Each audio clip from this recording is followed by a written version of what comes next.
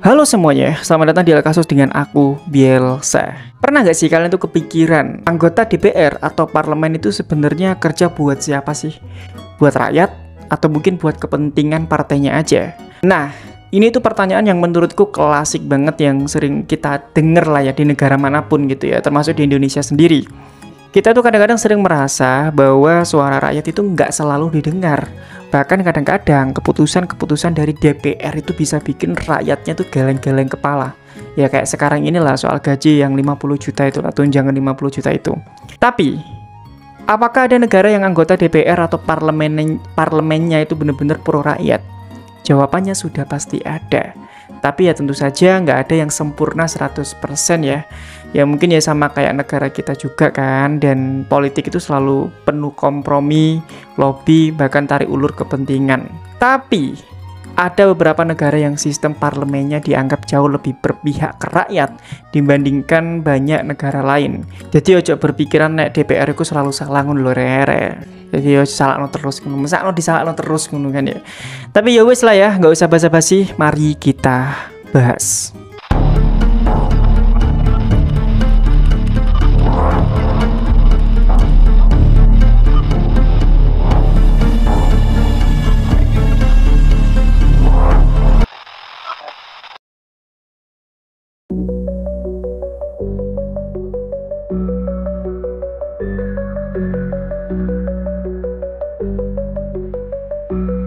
Yang pertama, kalau misalnya kita bicara soal wakil rakyat yang pro ke masyarakatnya, nama negara-negara Nordik itu hampir selalu muncul di urutan pertama ya.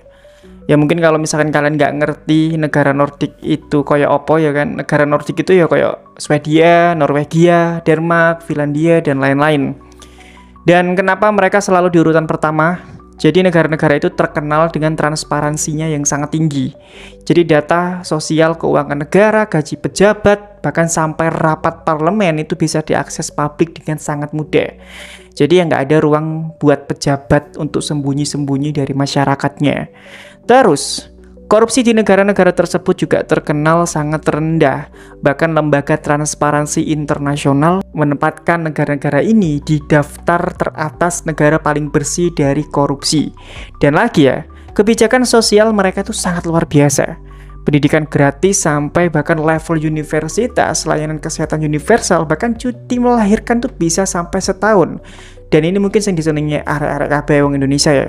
Nek misalkan kon pengangguran ning kono iku yo oleh ngono, tunjangannya ngono oleh ngono kan. Dari sanalah tingkat kepercayaan masyarakat terhadap parlemen itu juga sangat tinggi. Bisa sampai 60 hingga 70%. Sedangkan banyak di negara lain, termasuk Indonesia, angka kepercayaan publik itu biasanya jauh di bawah itu. Ya menurutku jauh banget sih ya. Dengan kondisi yang seperti itu, anggota parlemen itu memang terdorong untuk benar-benar bekerja demi kesejahteraan masyarakatnya. Bukan sekedar kepentingan partai atau mungkin kelompok tertentu. Berikutnya ada Swiss. Swiss itu punya sistem demokrasi yang unik banget menurutku. Selain ada parlemen, rakyat juga punya hak referendum langsung. Artinya kalau misalkan DPR Swiss bikin kebijakan yang nggak disukai masyarakat atau ngawur ya, rakyat itu bisa minta voting nasional buat menolak aturan tersebut. Dan hasil dari referendum itu sifatnya juga mengikat. Jadi anggota parlemen itu nggak bisa main-main di dalamnya. Sistem ini itu bikin DPR Swiss otomatis lebih hati-hati karena mereka ya tahu bahwa suara rakyat itu bisa langsung membatalkan kebijakan-kebijakan yang nggak populer. Ya mungkin kalau misalkan aku bisa kasih contoh ya, kayak misalkan rakyat Swiss itu pernah menolak aturan soal pembelian pesawat tempur, bahkan pernah ikut menentukan soal gaji minimumnya itu ikut campurkan gitu loh. Jadi rakyat itu ya benar-benar ikut campur dalam kebijakan-kebijakan besar negara. Yang ketiga ada New Zealand. Parlemen di sana itu relatif bersih dan wakil rakyatnya juga mudah dijangkau. Anggota parlemen itu sering turun tangan langsung ke masyarakat. Diskusi terbuka, bahkan aktif di media sosial dengan gaya yang santai tapi tetap serius. Salah satu contoh yang mungkin sempat jadi sorotan dunia adalah kepemimpinan dari Jacinda Ardern. Dia itu adalah Perdana Menteri ya. Dan dia itu dikenal punya gaya memimpin yang empatik, responsif terhadap suara masyarakat, dan bahkan tidak segan mengambil keputusan yang berpihak ke rakyat banyak. Kalau misalkan kita lihat di Indonesia saat ini, mungkin ya seperti Pak Deddy Mulyadi. Contoh nyatanya ya, New Zealand cepat banget dalam merespon tragedi penembakan Christchurch. Aku gak tahu macamnya Christchurch apa. Dan ini terjadi tahun 2019 ya, dengan langsung memperketat undang-undang senjata. Dan itu dilakukan setelah mendengar suara mayoritas rakyat yang menuntut keamanan ke negara. Terakhir ada Jerman ya. Jerman itu juga punya sistem parlemen yang cukup pro rakyat, meski dengan caranya sendiri. Bundestag atau parlemen Jerman itu bekerja dengan banyak sekali mekanisme check and balance. Hampir semua rancangan undang-undang itu harus melalui proses konsultasi publik, diskusi, dan bahkan juga uji coba kebijakan. Bayangkan, kebijakan-kebijakan aja itu diuji coba di sana. Jadi rakyat tuh bener-bener tahu gitu loh. Nggak ujuk-ujuk kayak kebijakan moro-moro ngarai demo ngono kan ya. Jadi ya rakyat di sana tuh bener-bener punya ruang yang besar untuk ikut terlibat. Ya minimal lewat kelompok masyarakat sipil atau LSM.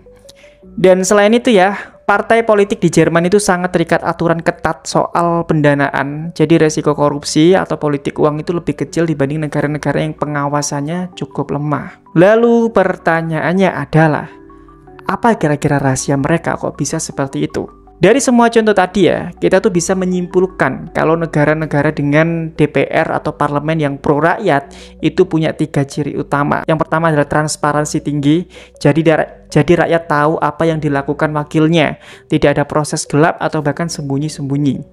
Yang kedua adalah mekanisme kontrol publik. Rakyat itu bisa melawan kebijakan yang nggak adil, entah lewat referendum, konsultasi publik, bahkan atau lembaga independen. Dari sana ya akhirnya nggak ada yang macam-macam. Dan yang terakhir adalah budaya politik yang sehat.